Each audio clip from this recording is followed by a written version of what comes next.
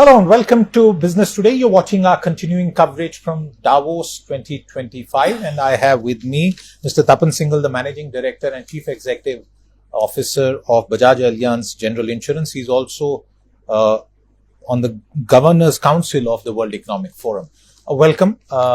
This is a time when most of the world is looking at a new president taking office in the United States of America, and this is obviously going to be a seminal event for global trade. But I want to begin by getting a sense from you of the overall outlook that you have for 2025 as far as the insurance sector is concerned, because we are doing this conversation in the run-up to various disruptions, and the most recent one has been the California wildfire, which must have upended the insurance industry in that part. So how is the 2025 outlook looking to you?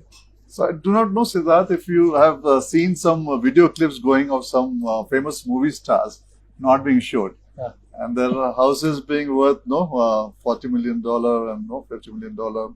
And some of them actually had taken a loan for that.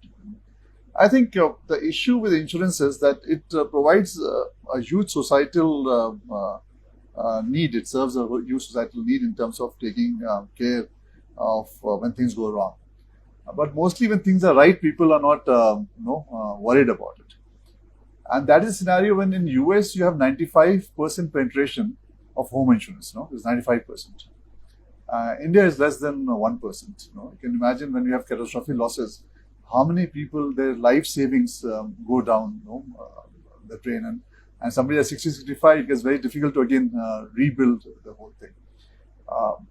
I've always believed that insurance plays a vital role in society, and insurance along with government, it's a combination of two, can serve the societal needs in a manner which makes sense. So let's take the case of motor insurance.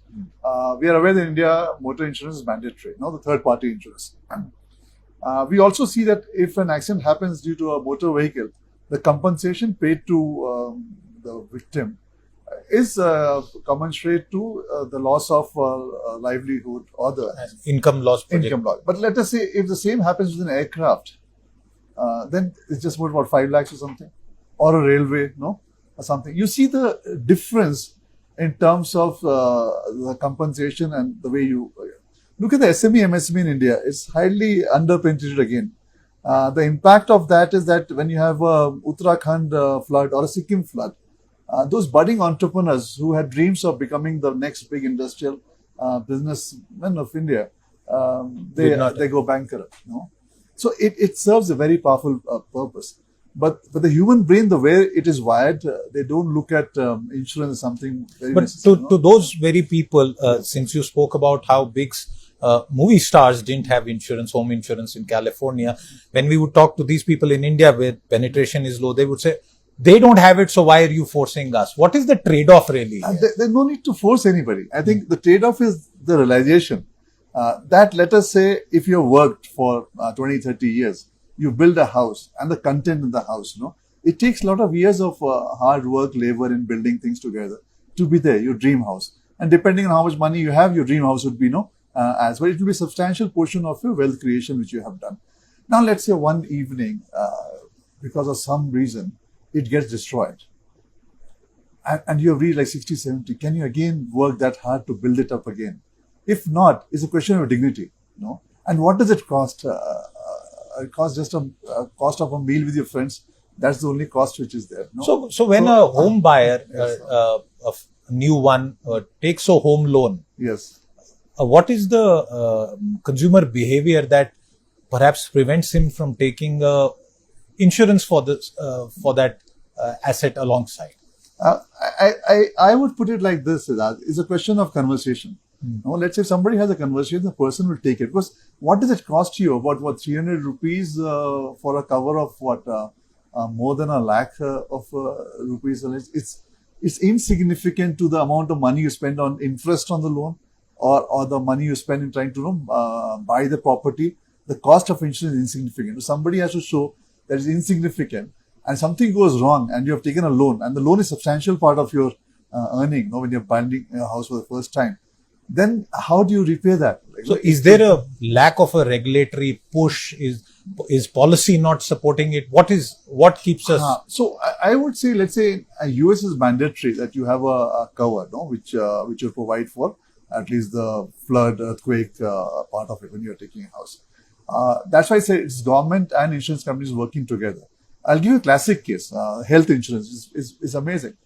So government came out with Ayushman Bharat. No? Now you look at the cost of an Ayushman Bharat for a family, a floater policy for a family of a sum insured of 5 lakh.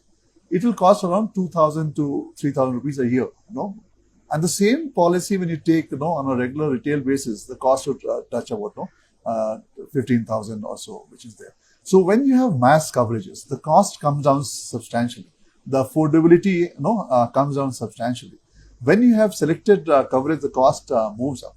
And that is why when you want to make insurance affordable and accessible, so let's say somebody tells you to buy insurance of 2,000-3,000 for a family and the cost is just this much for 5 lakhs and you can buy it for all your helps and everybody and can be linked into the government scheme, would you say no? It's costing you less than 170 rupees a month. Well, it's insignificant to the expenses that you're doing. If something goes wrong in that family, for them is a question of life and death. For them is a question of dignity. For them is a question of that. No? So I think the seriousness of figuring this out, that the purpose of insurance is societal good and a collaboration of the government and the insurance industry together in solving issues, like I mentioned about the SME, MSME issue or the health for all. And I mentioned this before also, about 10 crore Indians every year go below poverty line because they could not afford the health coverage which is there. Or the issue of trying to look at now the global warming happening. The loss of income for labor on the street in a hot summer time when the temperature goes up. There can be a coverage that temperature exceeds a certain amount of degrees. They get a compensation on the daily basis. So things can be worked out together and it can be solved in a way which is very accessible and affordable. I think it's just a question of getting people together at the table and solving it together. One quick point before we move on to some broader topics, and this is to do with the increase in premium we also get feedback when we do a story. There are people who are logging in and saying, but you have not picked up the point that premiums have gone up, health premiums have gone up. What is the IRDA doing? The industry is just jacking up prices. Why is this happening? That's a very, very good question, Siddharth. So let's understand how does insurance work. I think that will solve a lot of these questions. Insurance is a very simple business. See, it collects money from many to pay to a few. That is all it does. No. So let us say if the money collected is 100 and the payment is 100 plus expenses and the minimum expenses, and then things are fine. If the money collected is 100 and the payment and all the outgo becomes 120, then 20 has to be again got by money collected from many. That is how this principle works. If let's say the claims and outgo falls to 70-60, then the premium will drop because the market forces will determine how it goes. Now let's look at, because this question mostly comes with the health portfolio. If you look at the health portfolio, the total outgo for the industry in the health portfolio for the retail health is about 180 to 120%. Which means that for every 100 rupees, the industry is losing 20 rupees on underwriting basis. That is how it would be. Now, why does it happen? You have medical inflation happening. Hospitals, we have been saying that there should be a relative hospitals. You look at the cost of treatment, let's say 5 years back to what it is today. Absolutely. Now, if post-COVID, there's been an you know it very well. Very big spike. 25-35% hike has happened in the medical inflation. Then again, one of our demands of the government has been GST. You have to pay 18% GST, which goes as tax to the I remember discussing this exactly. 3 Davos ago here. That was the summer Davos. Exactly. But the council doesn't seem to have made up its mind, the GST council. Are you at all hopeful that something would happen? Let me first answer this question of yours, because this actually is very interesting for customers to understand this. So now if the health cost goes up, what hospitals are charging, and then if your cost of, then the premium will move up. If it comes down, the premium will come down. Let me remind the customers, till 2007, the prices was fixed. It was a tariff regime. In 2007, the regulator allowed free pricing to happen. The only price today controlled is the motor third party, which is again controlled by the government. And the industry loses money because obviously it's mandatory, so it's controlled by the government. Minus that, the price is not controlled, which means the market forces will determine how the prices move up.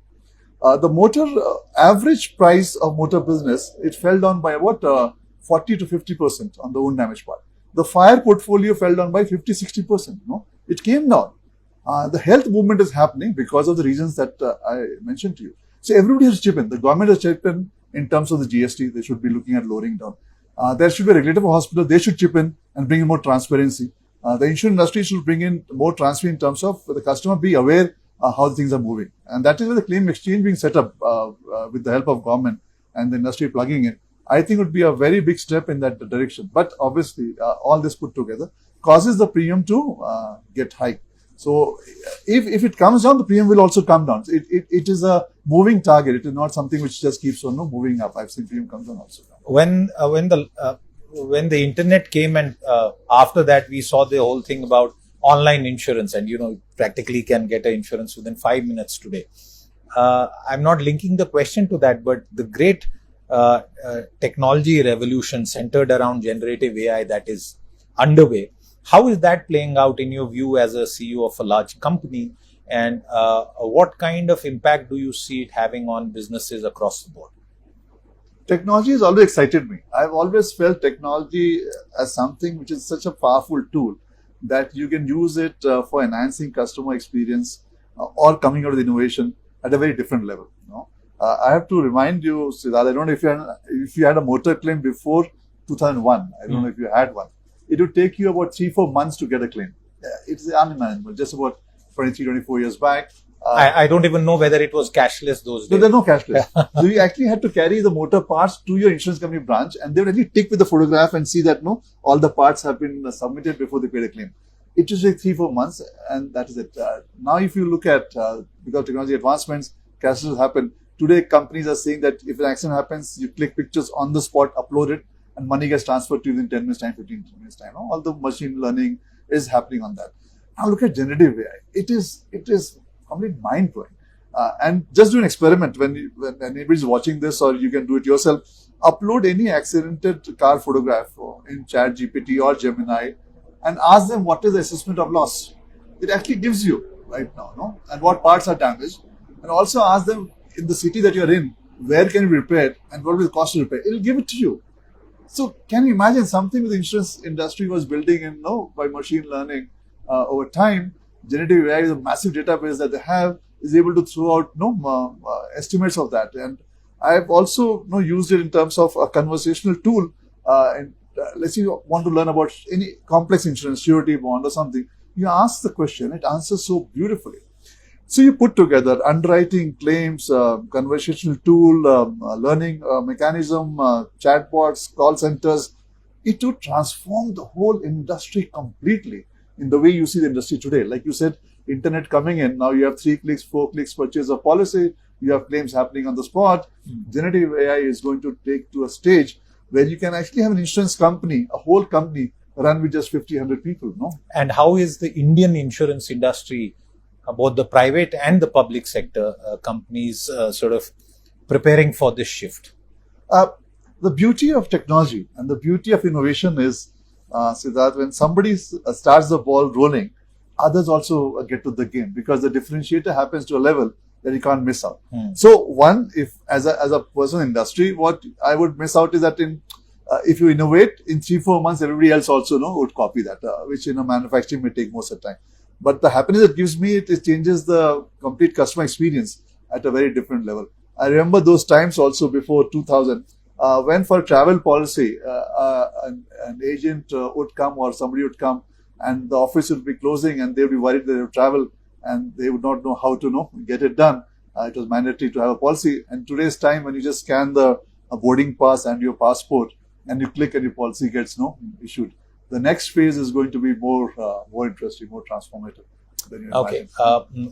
As we wind down the conversation, I want to ask you, in your interactions with CEOs here at Davos, what are the next big thing that they are looking forward to? What's the buzz this time? Of course, the theme is the intelligent age, but what would you tell our viewers? There are 3 things which is the top of mind for most people that I meet. And I'm sure that when I mention 3, and if you give me a 4th, I'll be very happy to hear. The first is the geopolitical risk. I think most people have this feeling that the world has become unsafer than what it was earlier, and they don't see it becoming safer. That is the first thing. The second, if you look at, is this global warming.